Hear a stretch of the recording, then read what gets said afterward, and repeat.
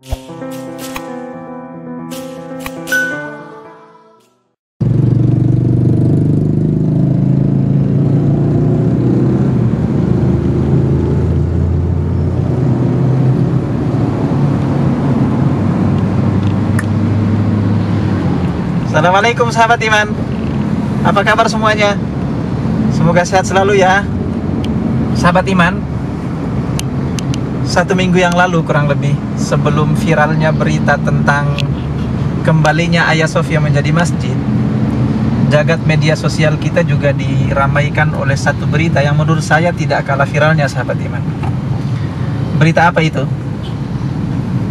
Pengantin viral bermahar sendal jepit. Sahabat iman, menurut saya ini sesuatu yang cukup unik. Kenapa saya katakan cukup unik? Sebab seorang wanita muda, cantik, usia 20 tahun, saat dinikahi, mahar yang dia minta hanya sepasang sendal jepit dan segelas air putih. Padahal wanita itu punya kesempatan, bahkan wanita manapun mereka punya kesempatan untuk meminta mahar yang jauh lebih mewah daripada itu. Dan dalam Islam itu diperbolehkan, halal-halal saja itu dalam Islam. Tapi saat seorang wanita punya kesempatan untuk meminta mahar yang lebih mewah, namun dia tetap meminta mahar yang sederhana, itulah yang saya katakan tadi unik sahabat iman.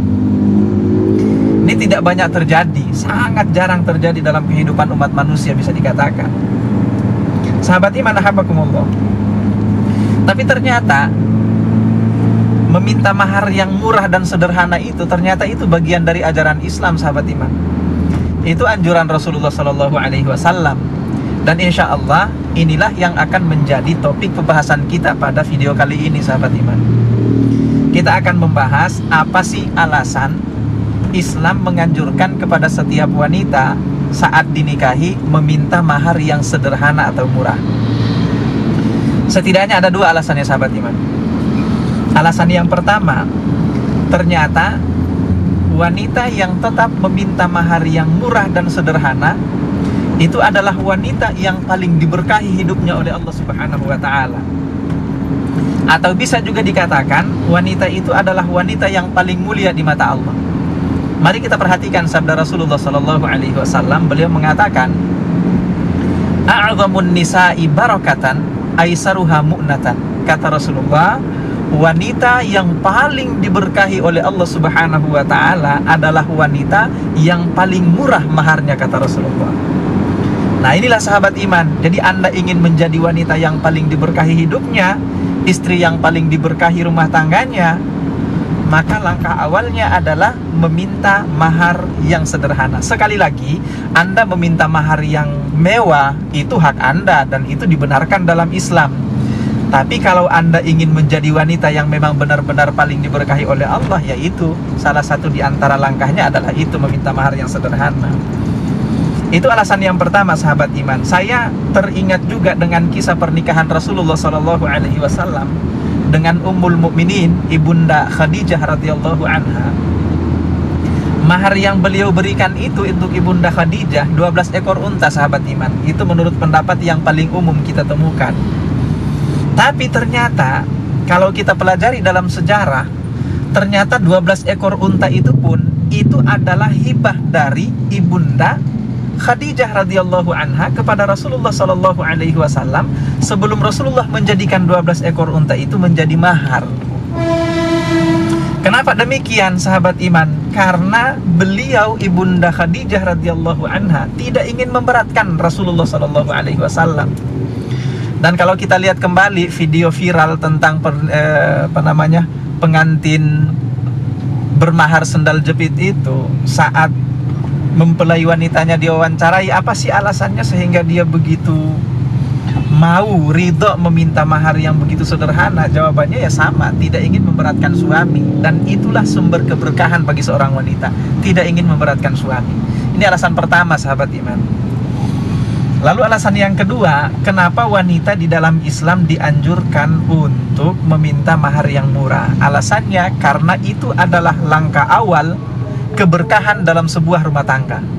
Sahabat iman, sebelum kita lanjutkan, saya ingin kita fokus di sini. Fokus maksudnya apa? Nasihat ini adalah nasihat untuk para wanita, bukan nasihat untuk para lelaki. Karena kita kadang-kadang sahabat iman suka gagal fokus memahami nasihat. Ada nasihat yang seharusnya untuk istri dipakai oleh suami, nasihat yang seharusnya untuk suami dipakai oleh istri. Nasihat seharusnya untuk orang yang harus bersedekah dipakai oleh orang yang jadi mustahik. Itu namanya kita gagal fokus dalam memahami nasihat. Jadi sekali lagi, nasihat ini adalah untuk para wanita ya sahabat iman. Dan termasuk diantaranya adalah orang tua yang punya anak wanita yang akan menikah. Sebaiknya mereka menasehatkan kepada anak-anaknya, putri-putrinya untuk melaksanakan ajaran Rasulullah SAW ini. Saya akan lanjutkan. Jadi, mengapa atau apa sebetulnya definisi daripada berkah itu sahabat iman? Berkah itu salah satu di antara definisinya adalah subutul khairi fi syai'. Artinya adanya sebuah kebaikan atau adanya kebaikan pada sesuatu yang kita miliki. Hartanya akan menjadi sumber kebaikan, suaminya sumber kebaikan, anak-anaknya sumber kebaikan. Apapun yang dia miliki menjadi sumber kebaikan semuanya. Kenapa? Karena itulah yang dimaksud dengan berkah. Nah, saya akan lanjutkan tadi bahwa meminta mahar yang sederhana itu adalah awal dari sebuah keberkahan dalam kehidupan rumah tangga. Mari kita perhatikan sabda Rasulullah SAW. Beliau mengatakan, "A'dhamun nikahi barakatan aisaruhu mu'natan."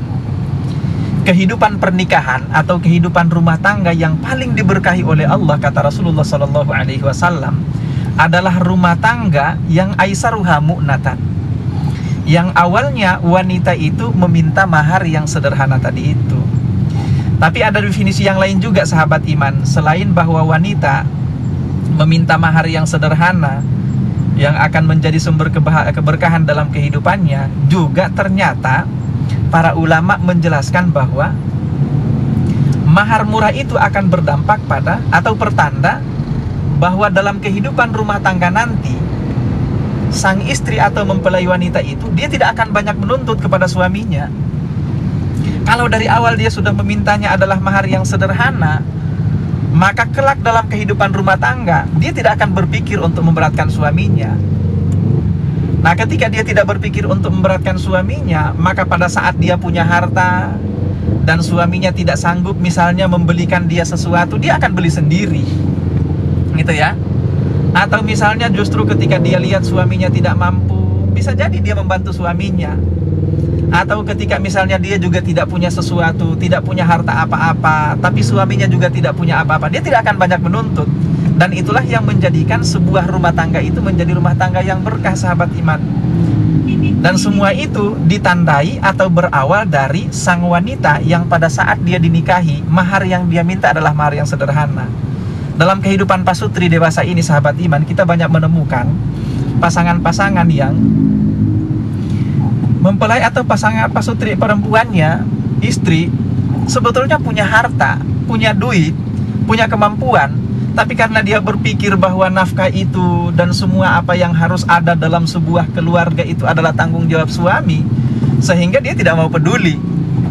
Pokoknya ini tanggung jawab suami, saya punya duit itu urusan saya. Nah, ini sahabat iman ahabakumullah, kehidupan yang seperti itu biasanya berawal dari tadi itu. Pada saat wanita itu dinikahi, dia meminta mahar yang tidak sederhana, meminta mahar yang lebih mewah. Saya juga tidak mengatakan sahabat iman ahabakumullah bahwa semua wanita yang meminta mahar yang mewah itu berarti kehidupannya tidak diberkahi. Tidak seperti itu juga pemahamannya, sebab sumber berkah itu kan juga banyak. Cuma itu saya katakan tadi sebagai langkah awal, bahwa wanita yang di awal memang sudah meminta mahar yang sederhana, insya Allah dalam kehidupan berumah tangga nanti dia tidak akan pernah berpikir untuk memberatkan suaminya. Sahabat iman ahabakumullah, jadi itu dua alasannya ya. Dalam hadis yang lain dari Aisyah dikatakan bahwa inna min yumnil mar'ati taisiru sodaqiha wa taisiru mu'natiha. Sesungguhnya salah satu di antara sumber keberkahan bagi seorang wanita adalah taisiru sodaqiha wa taisiru mu'natiha. sumber keberkahan bagi seorang wanita dalam keluarga itu adalah ketika maharnya sederhana dan ketika nafkahnya juga adalah nafkah yang sederhana yang tidak memberatkan suami. Sahabat iman ahabakumullah, tentu kita semua ingin keluarga kita, rumah tangga kita adalah rumah tangga yang diberkahi oleh Allah Subhanahu wa taala. Maka dengan demikian mari kita terapkan anjuran dan ajaran Rasulullah Shallallahu alaihi wasallam ini. Semoga bermanfaat sahabat iman ahabakumullah. Assalamualaikum warahmatullahi wabarakatuh. Terima kasih.